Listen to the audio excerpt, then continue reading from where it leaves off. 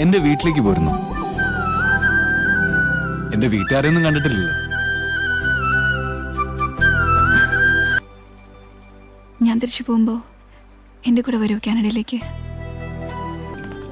Madam, മാഡത്തിന് ഗാന്ധിജിയെ ഇഷ്ടമല്ലയോ? അതെ. ഇന്ത്യയെ ഇഷ്ടമാ? അതെ.